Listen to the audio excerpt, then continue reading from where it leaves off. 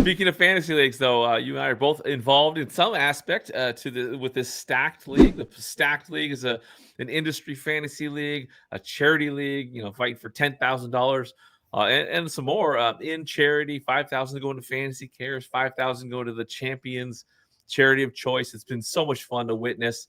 What made you want to participate in this stacked league, in this project, and describe your role in this project? Yeah, I think I was pretty much interested right away when Jeremy had reached out to me with the idea, and I thought it was awesome. I'm surprised that it hadn't been done before, as far as I know. Having the chance for this close up look at some of the best fantasy football experts in the industry pitted against each other, just too cool to pass up. And then you add in the money to charity on top of it, and it was a no brainer, and it's been very competitive, which is phenomenal. I think it's been a tight race in the middle of the pack for the most of the season. No one was ever really out of it at any point. And as far as my role is, kind of an on-field reporter, it was doing kind of analysis of the draft and then, weekly recaps and previews. So just looking at, some of the decisions that, our experts have made, to get to where they're at. And then, also getting a lot of quotes from them. So, Jeremy and I kind of came up with some questions to ask them each week, things that our followers and any fantasy football gamers could gain, extra insight from. And, it's funny, been playing for 10 years, I think I have all these, tricks up my sleeve, and I've seen it all. And some of the answers that they gave were things that I had not even thought of to do to kind of gain an edge. So I still learned things, which I thought was super cool. So I think just overall, it was massively successful, and there was a lot of value to be gained from our experts.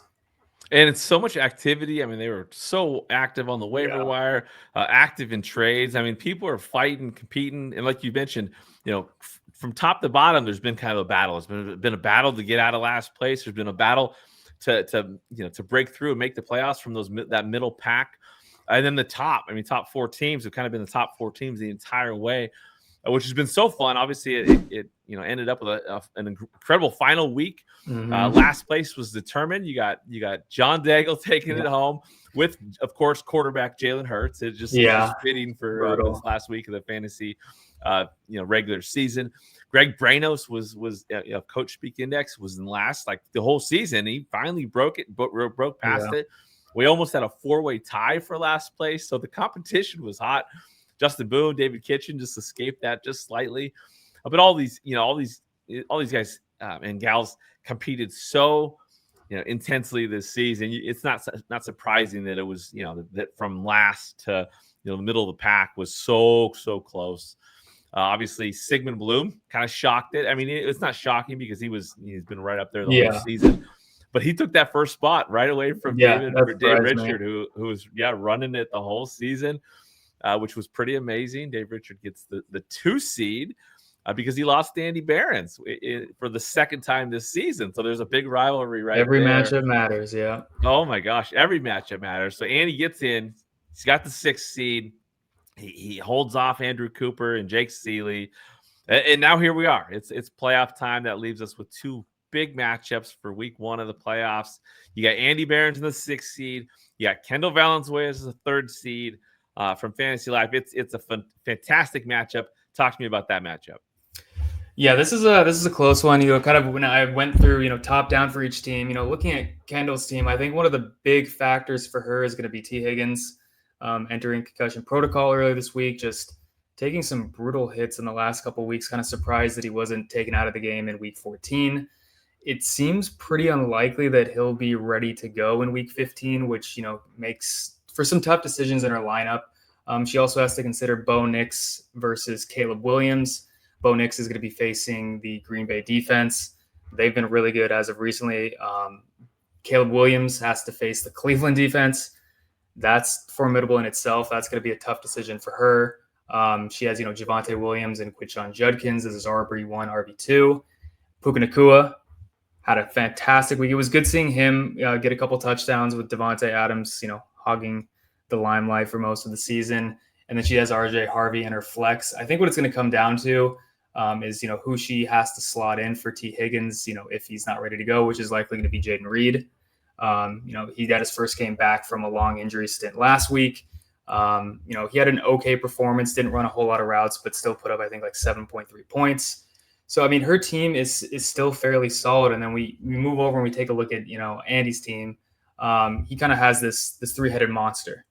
He's got Josh Allen, Bijan Robinson, and Jackson Smith and Jigba. I think for him to win this matchup, he's going to need those three to combine for, nearly 70 points. We look at the rest of his lineup here. Kareem Hunt, decreasing snap share with Pacheco coming back.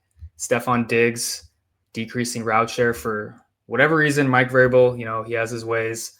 Shakir, boomer bust recently. And then Luther Burden's come on pretty hot, but Cleveland defense, once again, that matchup is going to be scary for Chicago. And then lastly, Hunter Henry has been great the last 2 weeks. It's fairly close. I mean, those three guys that Andy has are just so strong. I want to give him the win in that regard, but I'm leaning towards Kendall's team a little bit here. Well, I've been leaning, Kendall all the season. She's had a great start to the season. Mm-hmm. Great squad for sure. Andy, though, I mean, you mentioned that three-headed monster. It's pretty impressive in take down Dave Richard just to get into the playoffs. Mm-hmm. Momentum has got Andy in a great spot. So we'll see how that one wraps up. But it's gonna be a good one. It's gonna be a good one. And then on the other side, you got Chris Harris, the 4 seed, versus Ben Gretsch at the 5th seed, who's really he had a slower start, some bad luck in the beginning, and he put himself right where he wants to be, I think. Yeah, with Ben's team, he's made a lot of moves this season, and he's been one of our biggest interactors in terms of giving us great quotes every week. I've really appreciated his involvement, and as someone that owned Ken Scatabo in many, many leagues and had to pivot, with losing that RB, he's done a great job in doing so. Looking at his team, I mean, he has to be happy that Lamar bounced back last week. Finally looked a little bit like himself after a string of poor performances. Devin Neal has been pretty good the last 2 weeks in an increased role. Jahmyr Gibbs, I mean, there's not a whole lot to say there. He's been incredible over the last 5 weeks.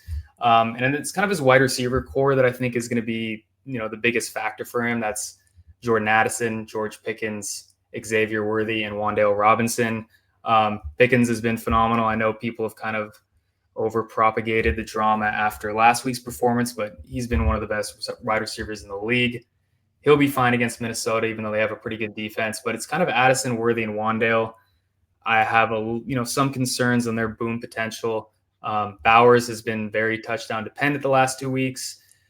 Doesn't have too many lineup decisions, so I feel like he's kind of locked in with what he has here. And then if we flip over to Chris, I think the majority of his matchup is going to fall on Green Bay and how they do against Denver. He has Jordan Love, Josh Jacobs, Christian Watson. Watson's been great lately. He leads the NFL in receiving touchdowns since week 11 with 5. Zay Flowers looked good last week. Devonta Smith, weird situation with AJ Brown getting, all of the targets now all of a sudden. We'll see if, maybe they kind of give him some love, based off, how AJ Brown looked last night. And then Terry McLaurin, I'm actually excited to see against New York, the Giants, with Mariota or Jaden Daniels, depending on their health. This one's tough for me. I'm a Green Bay fan, and I'd like to root for the guy with more of the Packers players, but I think Ben actually takes this one. Yeah, I think Ben's in a great spot right now. Obviously, Chris Harris nailed the McCaffrey pick, this season, but he's going to need a huge effort because, the rest of the matchups are much tougher. Ben Gretsch, I think he's in a great spot to advance, and if he advances, he would face Sigmund Bloom, the winner of the Kendall Valenzuela Andy Behrens matchup will face Dave Richard. When you look at the Sigmund Bloom and the Dave Richard rosters, who's in a better spot right now entering the playoffs? Gonna try to not be biased. Sigmund Bloom was my pick to win the entire thing, and I think he has that incredibly strong RB core of Derrick Henry and Jonathan Taylor. However, JT hasn't looked fantastic as of late. He's struggled against some of those top tier defensive fronts. He has a tough playoff schedule. And now we have 44-year-old Phillip Rivers signing, perhaps taking over at quarterback for now. JT should see 25 touches a game, but I don't know if he's going to have those 3 touchdown performances in the playoffs. Kenneth Walker has been pretty hot and cold recently. And then he has the wide receiver core of Jameson Williams, Chris Godwin, and Alec Pierce. I like what we've seen from Godwin recently. Jameson Williams, him too. I know he's had a couple of donuts this year, but I think those days are behind him. And then we look at Dave. Dave Richards' team, it's the best team in the league. I mean, I think it should be him winning the Stack League. I mean, he has Devon Achane, who's my personal pick to finish with the most fantasy points in the playoffs. His schedule is fantastic. He's looked fantastic. James Cook, been pretty matchup proof recently. Amon-Ra St. Brown, if healthy, one of the highest floor receivers in the league.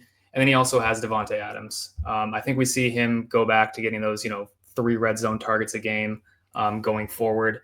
It's such a great team all around. I always love to see an upset, but I really think, this is essentially Dave Richards' league to lose. Yeah, Dave Richards right there. Matthew Berry did a preview at the beginning of the season, looking at all the rosters. That's who he picked. Dave's been running it the whole way. But yeah, Sigmund is in great shape as well. It's hard for me because I have personal bias towards all these individuals. Sure. We talk about all these players, players on these guys' teams. But I love the people and I love the storylines in the league. Massive fan of Kendall Valenzuela. She's wonderful in and outside of fantasy. Andy Behrens, all-time legend, most wonderful guy I know. The fact that they're facing each other is incredible. The fact that Andy could win and get a third matchup with Dave Richard, who he's beaten twice.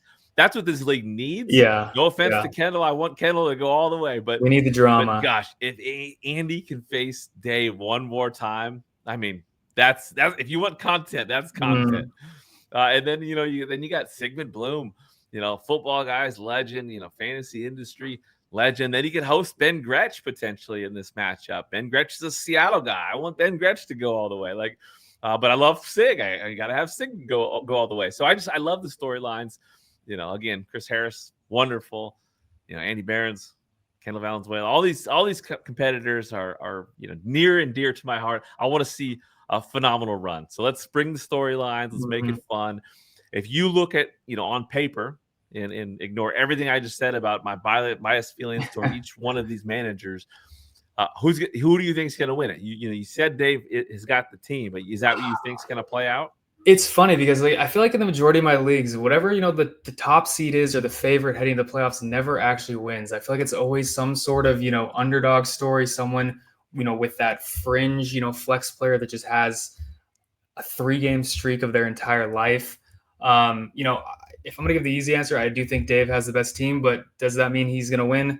Likely not. I think that's just how fantasy football goes. If I were to pick a team that I think could, upset and make a run outside of the top 2 teams, I think I would have to give it to I'm going to go with Ben Gretsch. I don't know. Something about Gibbs right now and what he's doing. He was a fantasy football playoff MVP last year. I think we could see a lot more of the same. Maybe Addison with this easy schedule that the Vikings have could start putting up some double-digit performances. I love an underdog. I'm going to go ahead and throw my hat in for a dark horse with Ben. That's awesome because we have not talked about this, but when you mentioned, in fantasy, usually the one person you think is going to win doesn't win. Yeah. I had the same thought coming in. I'm thinking, okay, if Dave does not win this thing, who's on the outside that people aren't looking at? It's Ben Gretsch. Like it's Ben Gretsch. If Lamar, Brock Bowers, and Gibbs come together and just have a massive run, like he's got the team, he's got the fight. I can see Ben Gretsch sneaking through this whole season, being overlooked or whatnot, but just kind of just fighting through it and pulling it off. So it's gonna be fun no matter what happens. Gonna be a ton of storylines the next couple weeks. But it's been fun. Again, $5,000 to Charity League of the Champions Choice and $5,000 to Fantasy Cares. We're going to have Scott Fish on next week to talk a little bit more about this as well. But this league showcases the fantasy industry, its appreciation for charity, and just how special the community is and how impactful it can be when it all comes together. Thank you for listening to the Fantasy Football Unlimited podcast. Until next time, be sure to follow and subscribe to all of FFU's social media accounts for daily content.